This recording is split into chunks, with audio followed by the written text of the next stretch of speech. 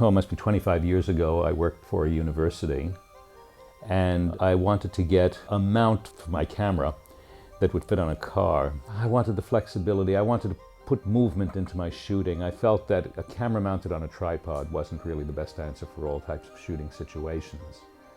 And I became an advocate of moving my camera around in any way that I possibly could. I felt that this mount that I was going to design had a lot of secondary functions that could be satisfied. I was always looking for different angles, and one of my favorite pieces of equipment was a hi-hat. The hi-hat would be placed on the floor, the camera would be mounted on top of the hi-hat, and you'd get low-angle shots, and I really liked them.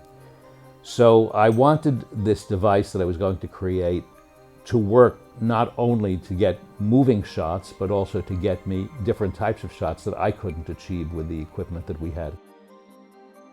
I just started experimenting, and what came out of this was a bean bag with a lot of pockets in it so that we could store accessories, carry them around with us. I decided that it had to be extremely lightweight because I would sometimes have to photograph scenes which included going out to the ocean front and putting them on rocks, or going up and shooting from a cliff, or doing a whole bunch of things like that. So I had a whole list of things that were churning around inside of my mind, and I decided that we could do something a little bit better. And that's how the cinesaddle, the first idea, germinated, that's all.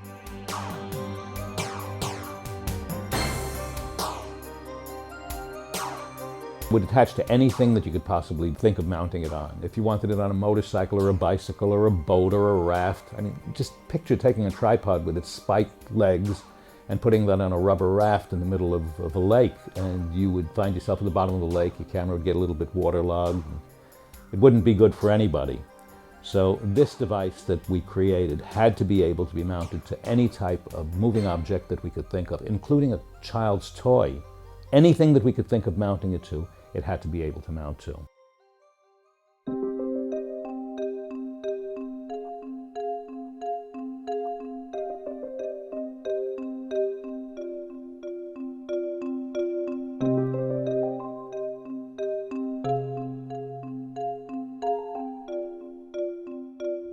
Every film is made up of a series of shots.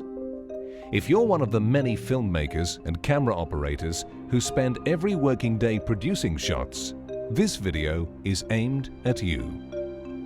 There is now a product available that will change the way you work. It will not only make your life easier, but improve the shots you take.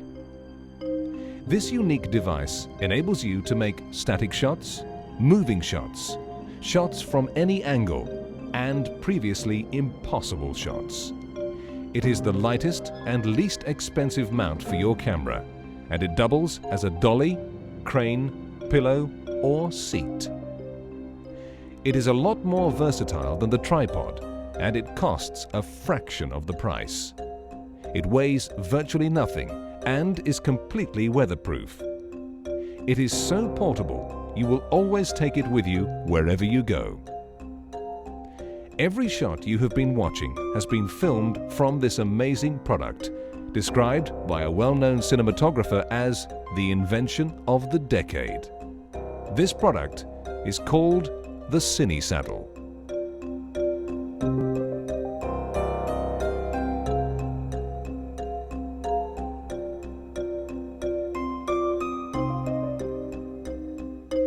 Became very popular, and it was more of a cult thing than a real piece of equipment, because people were saying, how can I go out and shoot a professional job and have a little beanbag holding up my camera that could cost anywhere from $10,000 to $100,000. But in fact, people did do it. And yes, we did make a number of them for the IMAX cameras, and we really made some very big ones. It's been well accepted in the industry. A lot of Panavision cameras have been used with it. Virtually every type of camera. Eventually we expanded the line and we started doing smaller saddles to accommodate some of the pocket-sized cameras, the palm cameras, the mini DV cameras, now with the current range of high-definition cameras in tiny little sizes, it's the perfect sort of a mount to have that's universal. It's been used an awful lot. There was just a big Bruce Willis film, and I know that the cinesaddle was used there, and it was very well spoken of by the director of photography, and although the director of photography didn't physically demand that a cinesaddle be on set, the people who, his first assistant cameraman, his loaders, his camera people, they all used the cinesaddle, and they used it reasonably extensively. And there's an article that just came out a couple of months ago in American Cinematographer magazine, which I consider to be the Bible of the industry, and they said that it was a very important part of their production.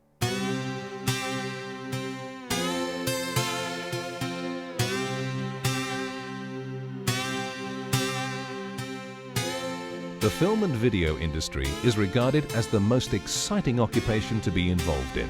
However, for those of us who work in this field, we all know the struggles and pain we go through to get those dream sequences.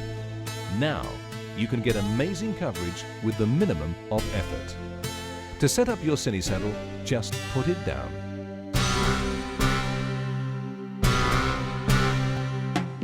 When you have a cinesaddle, you can work very, very quickly.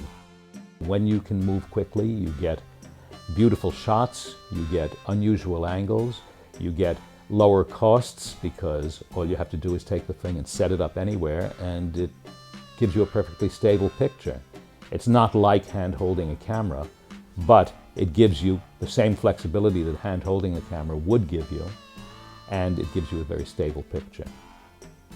When the camera moves, it puts excitement into the film. When you use a zoom lens, I would say it's better to have a zoom lens than to have nothing, but in general the footage is very, very unexciting. It's not very pretty, at least not to my standards. So I wanted something that would just continue this particular facility for any cameraman. My biggest customers are the individual cameramen, the young people, this next vogue. You know, I'm 70 years old now. When I started becoming a cameraman, I was in my early 30s. The only thing I ever really cared about outside of my wife and myself and my family was cameras and film and being a cameraman and being a good cameraman. And I realized that there were a lot of people who in this category didn't even realize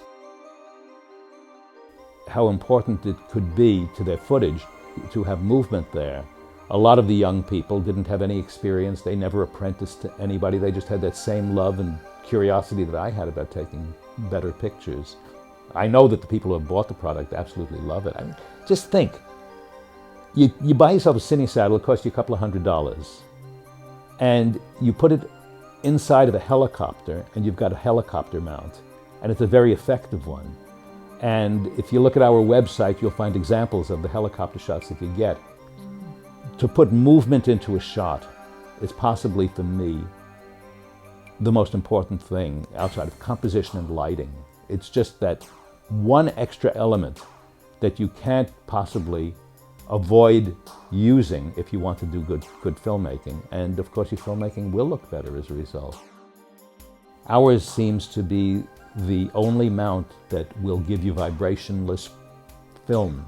Doesn't matter what you're shooting, if you're shooting in a helicopter, if you're shooting in a car, if you're shooting in I don't even know. I can't begin to think of all of the possible uses that you'd have for it. And I know that people have used it on fixed-wing aircraft, they've used it on helicopters, they've used it on motorcycles, they've used it, you name it, they've used it. So I've made the cinesaddle, and I can honestly say that in the 25 years since I've designed it, there's been only one change to the cinesaddle, and that's the way I use the strap that goes around the top of it. It now has a buckle on it. Originally it had a little D-ring, and that wasn't very effective. And that's for 25 years it's been unchanged. And we make them in a lot of different sizes for a lot of different cameras. But for the most part, you can get away with one cinesaddle. It's going to last you for the rest of your life. You're never going to have to spend any money on it at all because there's nothing it breaks.